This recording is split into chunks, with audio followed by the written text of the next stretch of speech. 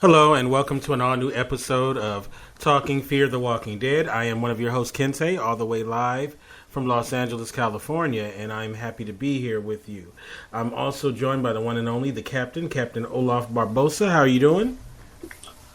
I'm doing pretty good. It's been a little rough weekend. I kind of had a little bit of a sinus and allergy attack, so been a little under the weather for the weekend, but other than that, been good. You know what's funny is I didn't get my first sinus infection till I was like 30, and I literally thought I was dying. I thought I had a tumor, and I didn't have long left to live on this planet. And when I went to the doctor, they were like, "You have a sinus infection." I'm like, "This is what these things feel like." Oh God. So it was terrible. It was so terrible. I remember, I literally would stay in the shower and just let that, get all in run there. On your face, yeah. Yeah, I did it I think I did it like 10 times in one day or something like that. I'd be in the middle, you couldn't even go to sleep because you'd be in so much pain. You couldn't even sleep, and the poor girlfriend I had at the time, I was probably a whiny little beep. It was cool though. She was cool through all of that. She nursed me through. I've had sinus infections for years, so it's one of those things you get used to. And where I live at it's in the Ohio Valley here. In other words, we're surrounded by hills, so it's kind of like all the junk just kind of lingers in the air, so they call it the Ohio Valley crud. So yeah, it's something I've grown up with, and it's had for years. So it's just kind of like, crap, here we go again. Well, that's something I've had it maybe 2 other times, and it was a little easier the third time to deal with, but it's still it's terrible. So enough of that crap. Welcome to the show, Princess Coco. Hello, sir. Of Coco Land. Hello, sir. Yeah, it's so good to have you on. I'm so thank glad. you. I appreciate being back. We need that female energy to balance us crazy males out, and thank you for providing that. My hormones appreciate you. They feel appreciated, and I just want to say thank you. Oh yeah. On behalf of my hormones. Well, we love chopping up with your hormones. So let's get right into. If it's left to just Kente and I, it gets kind of rough. So it's a good idea to have a female third person to kind of keep us leveled out. Yes. Okay. I'm here to do that. Do that. So let's get. I love debating and getting an opinion. So that's what I do. We love it too. We love it. All right, so let's get right to it. This is the mid-season finale of season 2 of Fear the Walking Dead. The name of the episode was called Shiva. This is episode 7 of I believe it's 13 episodes this season. So there's 6 more after this that start back in August. Now, excuse me, I didn't realize until I think it was last week that they were going to do the whole mid-season finale thing. Because, in my mind, I'm thinking, I guess my math sucks because I'm thinking, oh yeah, they'll have Walking Dead straight through. And then I thought about it. I was like, you know what? That's not true because there's more weeks. So, I kind of thought that's what they were going to do was kind of run Fear the Walking Dead longer so that there wasn't such a gap between, seasons of The Walking Dead, but I guess they're not going to do that. Yeah, they ain't going to do that. And it's probably, you know what? Real talk, this is perfect way to end as far as I'm happy with it ending right now and then coming back. I think it needed that, at least for me. Maybe not some of the fans, but for me. And so we're going to talk about this episode tonight, and I want to start off with Mr. Abigail, who I don't know if we talked a lot about this, but he's dying, right? He was bit. He was infected. He's going to die. Mm-hmm. All right, Chosen. He's bit. He's going to die, right? His lover finally comes back, and he's like, I'm not ready to leave. I'm not ready to leave. And then that fool says, well, you know what? I'm going to go with you. And he told him no like once. And then he was like, that's a good idea. You should die with me. And I can't imagine really loving somebody and being cool with that. Like, I can't picture, if I was married and I'm about to check out and then my wife is like, I'm going to come join you. I can't picture myself going, you know what, that's a good idea. You need to come with me to the other side. I don't want to go alone. That's actually jacked up. And I don't think we really went into how jacked up. I know he was dying and all that. He's infected, but dang. Well, that's a Romeo and Juliet thing, It's like, Romeo's and gone. Romeo. Romeo's gone, so it's like Juliet was, which I forget now which one died first, but it was just they thought they was dead, but it's kind of like a Romeo and Juliet complex. Mm-hmm. Which if you're going, I hate to see you go, but I'm not going with you. Right. And Celia, Celia never liked him, as she said. But then she said she had this newfound respect for him because he was going to check himself out with him. And when he chose not to do it, then she's like, what a wuss. Like, I'm sitting there like, why didn't you go out with him? If you wanted, you thought that was such a good idea.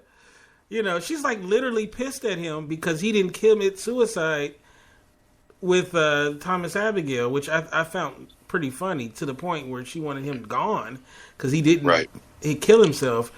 I thought, with me personally, I never thought that he was going to do that. I took when he said that was he was comforting him to make it easier for him to go to the other side.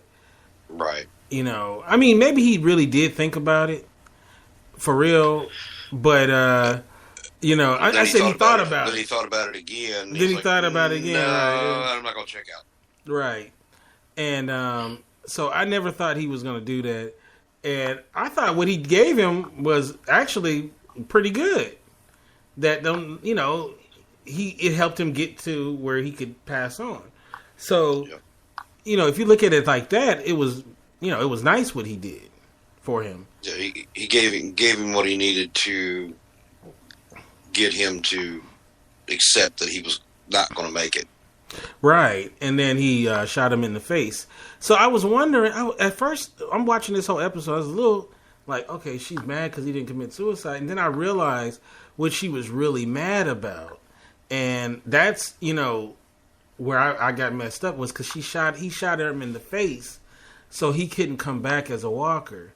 So she was mad because she wanted him as the walker Abigail. Yeah. She didn't. In other words, she didn't want him shot in the head, or leave his face and his head alone, so that he can move to the next. As she saw it, that it wasn't actually death; it was the next level of life. Right. So, she was pissed because he took that away from him. And I'll be honest with you, I was a little confused about that until Nick brought back her son, and I was like, okay, it hit me like, okay, that's what she was pissed about. So maybe if he had just let him die, maybe she wouldn't have been as mad. She wanted to keep the Walker version of him. I think he actually did die. He did go ahead and die, and then before he turned right. Strand popped him. Yeah, right. So he ruined that for her. Right. So that's what made her really upset. I have to admit, since they got to Baja, the show got weird, which is funny because You would think a show that's about zombies would already be weird, right? But it took weirdness to another level. I mean, these last two episodes, especially this one had a weird feel to it. Didn't you guys have wasn't it like, it had like a weird vibe to it? And, the stuff with Nick, the stuff with Nick and the stuff with Daniel and, his wife, and all of that stuff, and Chris. Well, and Chris. Mm-hmm. It's like, what is going through Chris's head? What the hell? It's like, he's just way out in left field somewhere. You got, no, not Chris, Nick. Nick's the one that's way out. And Chris he's like, all of a sudden, oh, I understand. They're not really dead. And he's on Cecilia's side. And, Chris was, and then Nick is somewhere way out there. Yeah, Nick is, he really lost it. I mean, definitely not what I expected. I don't know about you, Coco, but definitely not what I expected when they got to Baja, that it would take this kind of a turn. But, I don't even know how I feel about it. I think it's just some things from The Walking Dead as far as they incorporated some stuff from the farm, which I still don't understand. It's like, okay, my issue with it is the first season started out with the downfall with the government and the military taking out neighborhoods, things like that. And then this season, it's hard to believe that it's only a couple weeks in. It's like there's really no difference between the season 1 and when when Rick woke up from the coma. I'm like, where is society and the authority figures? Like, where has this gone? There's nothing. There's no news reports. It's only a few weeks in. There's got to be something regarding the breakdown society, and there's nothing there. And it's like, hey, this is just almost like a parallel timeline with what's currently happening, and what season 6 in The Walking Dead are going into season 7. So I'm just like, what's going on here? I can't believe this compound exists only a couple weeks in, and it's like the mind. There's no explanation as to why she's thinking like this, and I'm befuddled. It's like, what's going on? I'm flummoxed. What's going on? Yeah, it's very strange. To be honest with you, a better show for me would have been. Do you remember that one female character she was like the lead nurse, and Chris's mother was working under her, the real skinny girl, and she was working for the government, and she took. Her. She took Daniel's wife, and like her character was real interesting to me. I would have loved to have seen something from her perspective, like on the inside of that. You know what I'm saying? Like, right. To me, that's the real story, because that would totally separate from The Walking Dead. Right, and that's how the first season of Fear separated itself from The Walking Dead. Now it's just like The Rock's little brother, the less endowed, the less chiseled version of The Rock. I'm just like, what is this? I don't want to see leftovers. I don't want to see second best. I want to see something totally different, and it's not giving me that. It's honestly a waste of my time. You actually almost made me spit out my water when you said that. That's hilarious. Sorry. The Rock's less endowed little brother. Hilarious. They should put that on their poster. The less charismatic Rock. Right. It's like, what? That's funny. Like, to me, that's like, her character is a good story. Because she's on the inside and you don't know where she's at, and she's a good actress, that lady too. Like characters like that, and characters like the general or whatever he was, not general, he was something.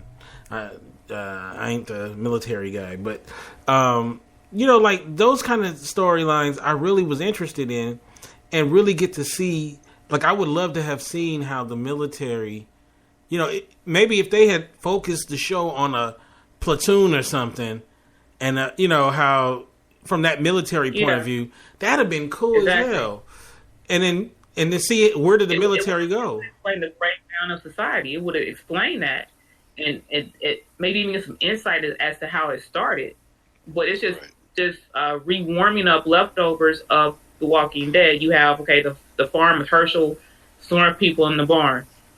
Okay, now they're doing it in a wine cellar, and you should have heard. My heart broke. It was like, no, not the wine. Don't burn the wine. No, not the wine. No. For heaven's sake, save the wine. Oh, jeez. Yeah, all those barrels of wine. Oh, it's all gone. Travesty. It was, my heart broke. Heart just broke. It's like, no, not the wine. So, it just started repeating stuff. So it's what's his name? Daniel, the Hispanic guy, seeing his wife. Okay, that's doing a repeat of Rick in the prison. It's like I can just connect the dots between what they're doing with the other show, and it's like I don't want to see this. Why?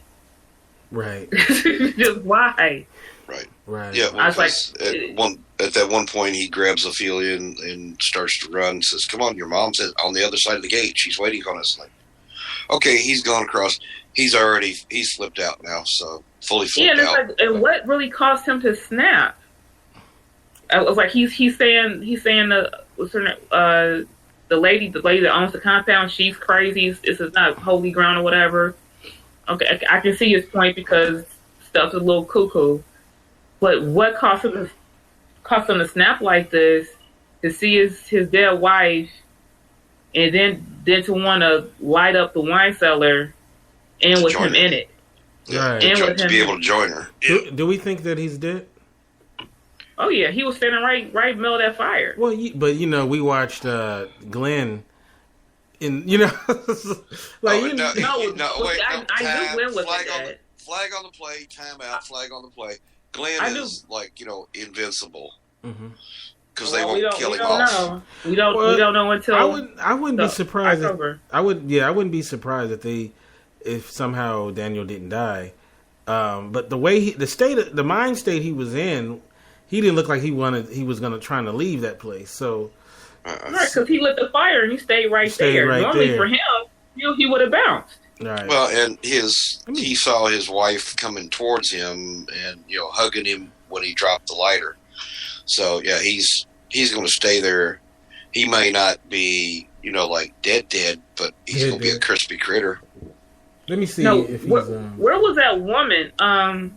The mother, the woman. I forgot her name. The one that owns the compound.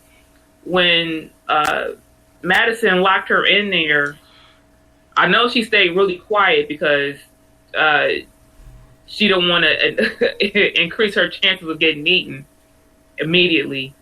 Yeah, but I would think I was going to see her maybe run out the back and then close the door behind her. I was thinking that she was going to do something. Yeah, but you were talking about when Madison put Cecilia, or when Cecilia walks into where all of them Madison walked out. Yeah, Madison backed out, locked the door, and walked out. So she was locked in that cellar with all them ones. So more than likely, when Daniel went back in there with the gasoline, more than likely who they were eating was her. You think so? Because you didn't because see. Because they were already eating. They were already eating when she went in there. Right, but when Daniel went back in there, they were eating again, or still eating, and you didn't see her anywhere. Right. I was thinking she was maybe hiding behind one of the wine barrels. I mean, that's what I would have done. So, real quiet, walk back there, made a little barrier so they couldn't see me, sit down. Right. As soon as that door opened, when I hightailed it. So that was what I was expecting, for her to just sneak out the side. But to her, they're not dead. They were just in the next level so she probably is not that afraid of being in there with them. She might figure she can talk to him and go, "Hey, Billy, how you doing?" or something. No, they may not bother. She know better because she keeps them locked in there.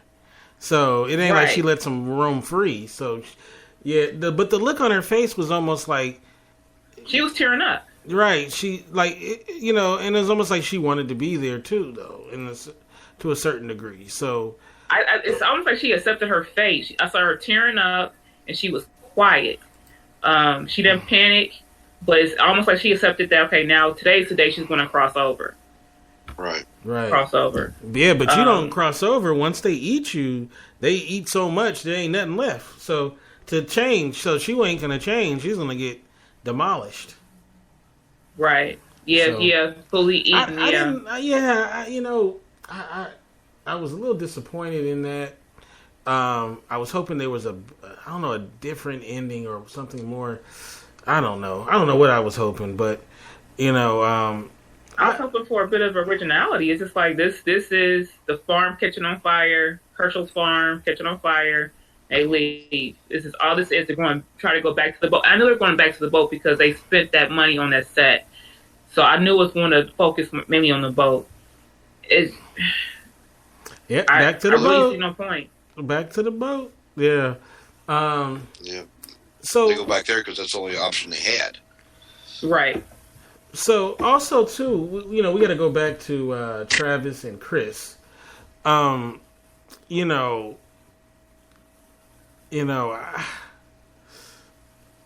don't know what's going on there with the Chris and Travis situation. I like the idea that he knew that he had to be with his son separate from the group and deal with him.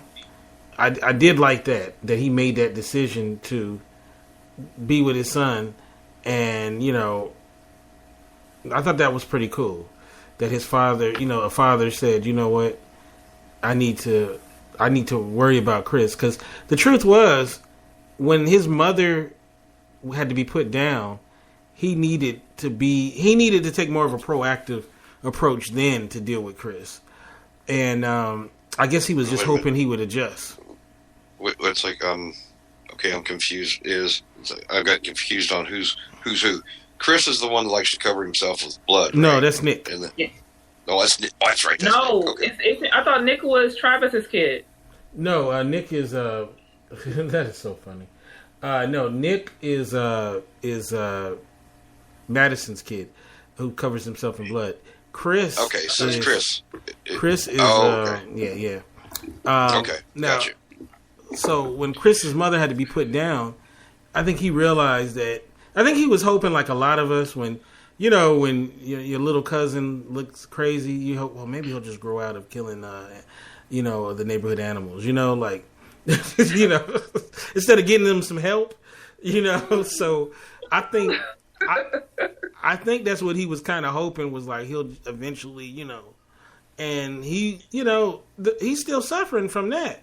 Which I like that. I like that because, just thinking that you have to, your mother had to be killed like that, and your mother's not there now, and he was already closer to his mother than his father. He really wasn't close with his father. He had a tough relationship, and and then he has to deal with the fact that he had to shoot her. Even though it was justified. Right. But it's still, he pulled the trigger on his mother. And they ain't got to the point yet, totally, where they accept, that's the reality of life. So, Chris, I like the fact that Chris didn't, in 2 episodes, just, all right, he good now. You know what I mean? And I did like that Daniel had to, I'm glad that they revisited his wife, because even though he's a strong guy and all that, but he had been I don't know how long they were married, but a long time. And, he lost the love of his life. So I like the fact that they revisited those storylines, even though they didn't say that's what it was with Chris. But, it's pretty evident that Chris has not been right since his mother, and the fact that he's a stranger. Chris is really a stranger to everybody in the group. Madison has Nick and Alicia, right. And Travis has Madison, really, you know what I mean? And the only person he had in all of this was his mom, because he didn't have a great relationship with his dad. So he's almost like by himself, so I like that they dealt with that. But my thinking is my thing is, where is it going? Where's it going with Chris? Will Chris have to be put down alive? I'm not talking about he turned into a walker and gets put down, but is he going to go so far left to where he's going to end up getting put down because he's a danger to the rest of the group? Are they going to go there, or I don't know? What do you guys think?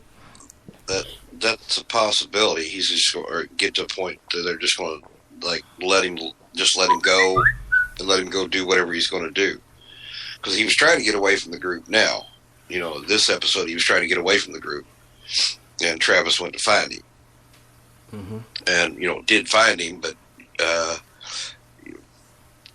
they may just say, okay, just go do your thing, because you've already almost let Madison die and Alicia die.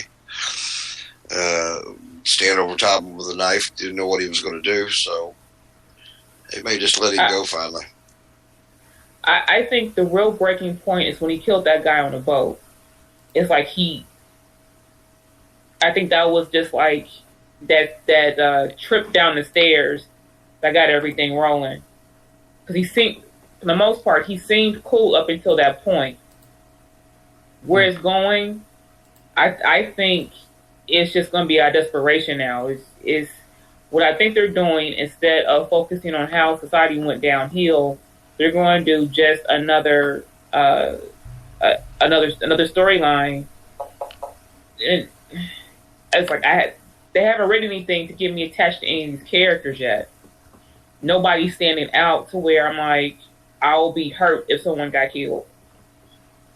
Yeah, I don't know anybody that I would. Did either one of you notice, it's like when Nick caught up with Travis, and Travis was trying to tell him, it's like, okay, you didn't see me, you didn't find us. When you go back, just go on back, let us do our thing. Did you catch that Travis called Nick Taylor? Mm-mm. No, I didn't catch it. I had to. Of course, I had to rewind real quick and going, did he just call him Taylor? Taylor. Yeah. Who's Taylor?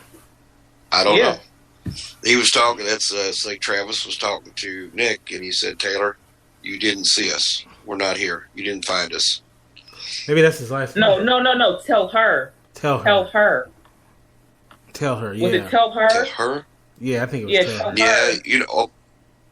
Yeah, it could have been. It's like I won't say I have the greatest hearing. I got the eyesight I've got now. It's like I won't say the hearing's the greatest. So maybe that was, because that didn't make sense to me. Like Taylor, maybe it's like tell her. That makes sense. Yeah. No, it's just the drugs, Olaf.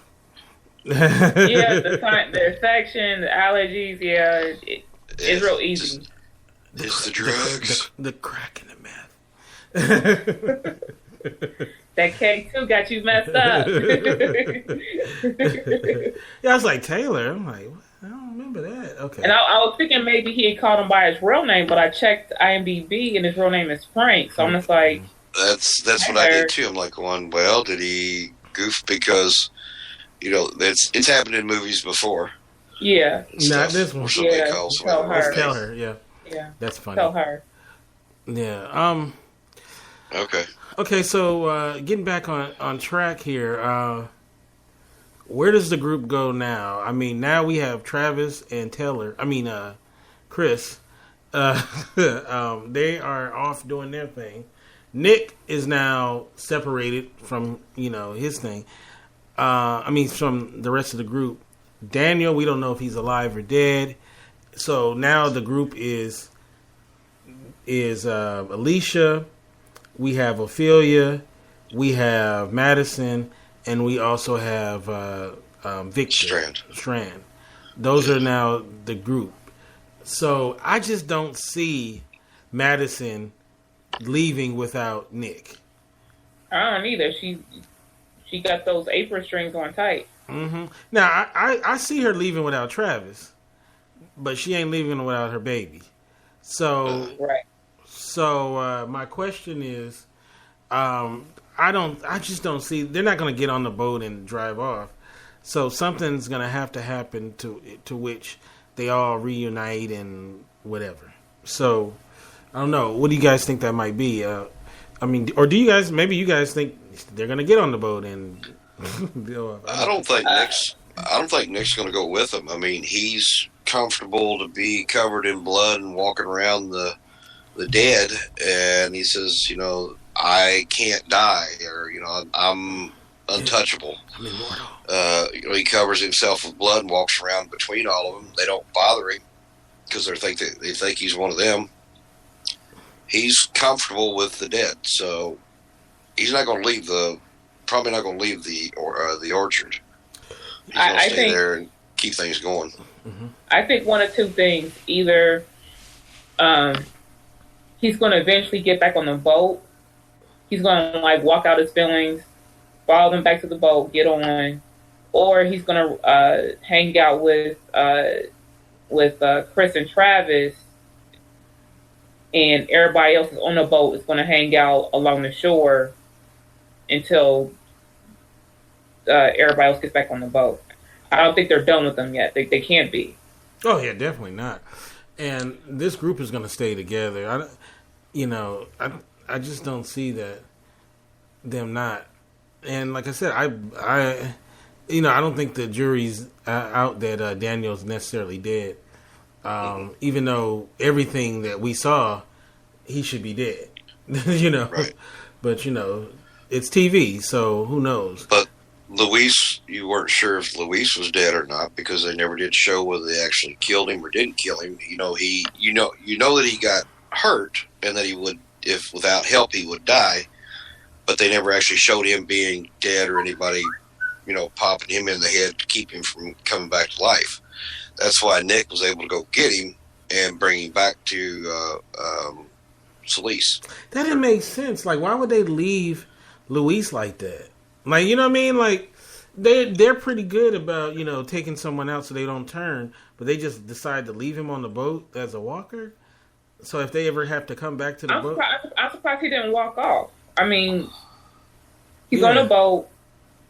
I'm surprised he just didn't walk off into the boat, into the water. Right.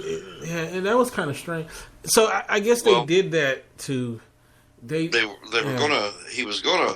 It's like Daniel was going to, kill him knife him in the head, but they was like, no, leave him alone.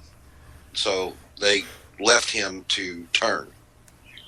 Right, and so as a walker would get up and walk around, and so either he would walk off the boat onto land, or he would walk off into the water. I don't see him just still being there. Yeah. And there it was funny. Strand said something like, we're going to go back to the boat if it's still there. Nick just brought back the walker. The boat. Right. Yeah, but you don't know if he got him off the boat or not. But even still, you think he'd be in that area. Right. And he would either see the boat or not see the boat. He would say something like, the boat's gone. Well, I think they threw that line out there, so maybe they're going to say that the boat is gone or whatever. Boat's not gone. Boat's still there. I would think so too, for the reason that you described, financial. But who knows? But so this was a kind of a strange episode. It was a lot going on. It kind of, I don't know, like, I wish there was more to them getting to Baja. They made such a big deal about it. And it was just kind of, it wasn't, it didn't fit the whole thing of us, okay, what's going to happen when we get there? What's going to happen? And then when it got there, it was just kind of, it was like, it was territory we've seen before. With the build-up they had to go to Baja, you would think that they would have, at least 2 or 3 episodes of it being something somewhat nice, or like, kind of like, oh, hey, we made it and this is going to be great, but they didn't even do that. It starts or compelling, just be compelling. It wasn't compelling.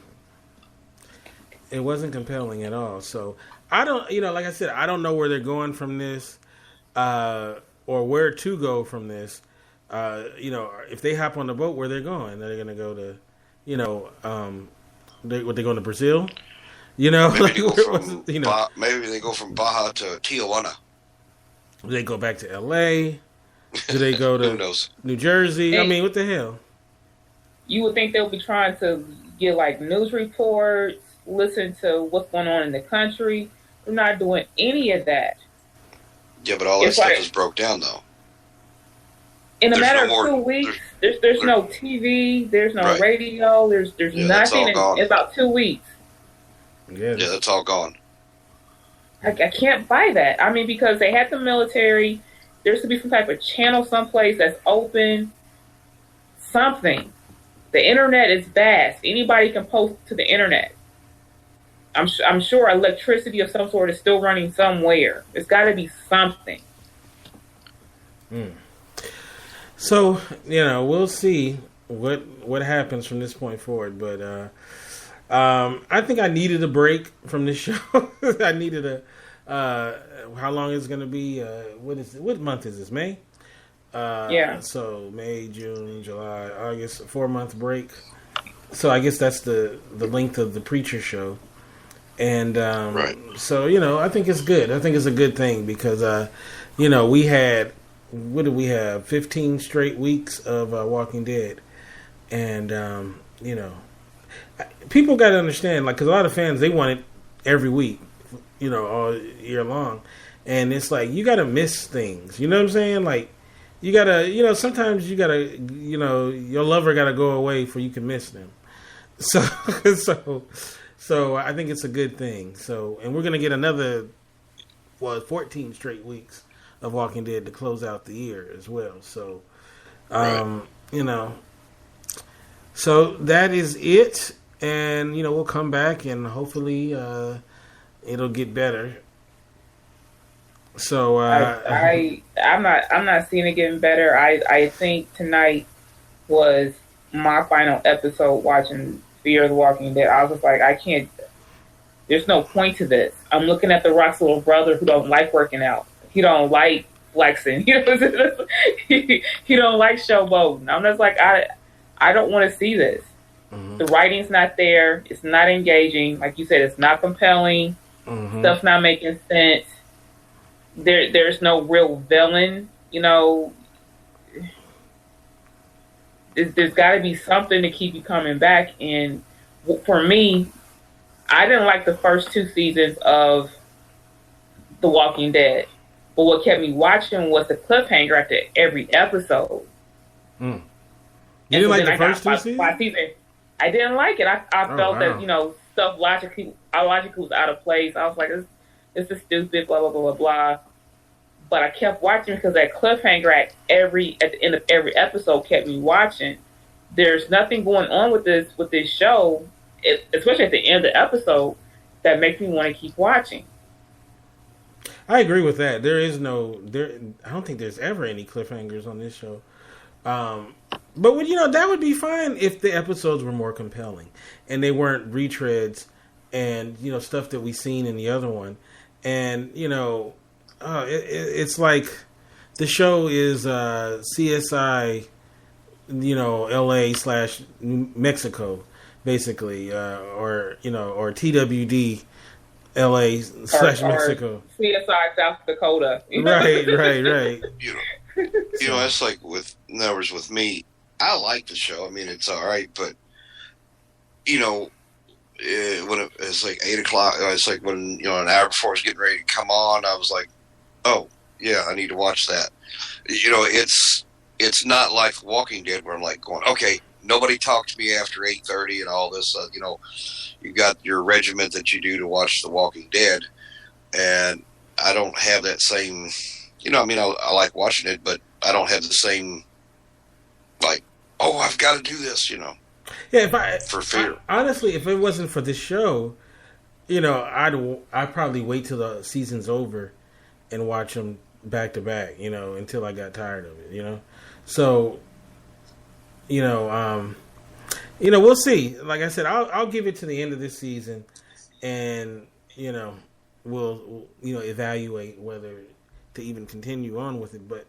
But yeah, I had high hopes for this season, and I'm thinking, okay, they on a boat. The ad campaign was really good too for it, and I was like, okay, and the first episode wasn't bad. Coming back, I thought it was actually pretty well done. That first episode, it started out great and it had a good ending, and then the second episode was okay, and then it just fell flat on its face. So yeah, it's almost like after the first couple episodes of this season, it's almost like a bunch of filler episodes.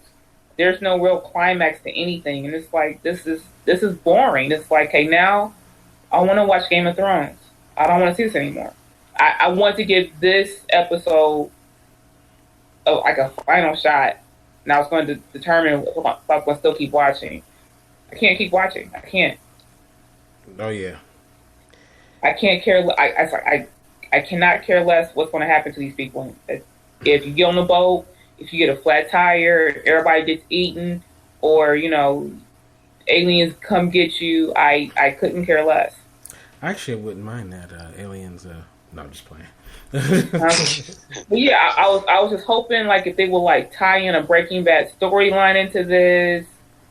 They would never have done that. More on the, huh? They would have never done that. Yeah, I remember you told me that last week. But I was just hoping for something that was more interesting than what they're giving us.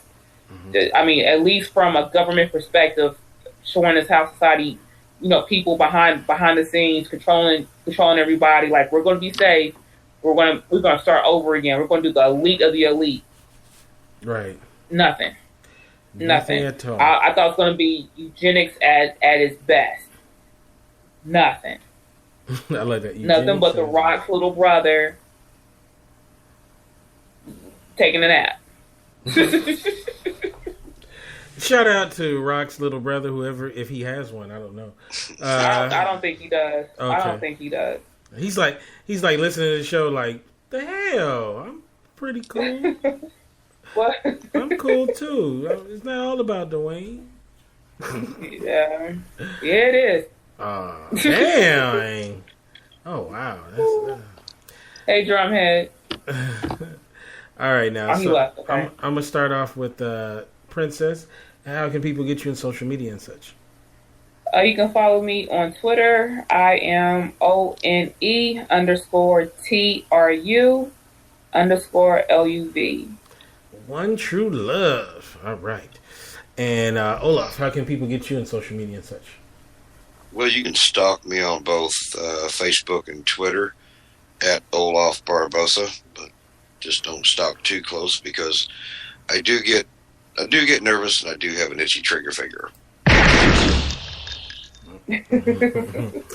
All right, you can follow me at Kente F, and you can go to our website, and that is indyradio.org. That's INDY radio.org.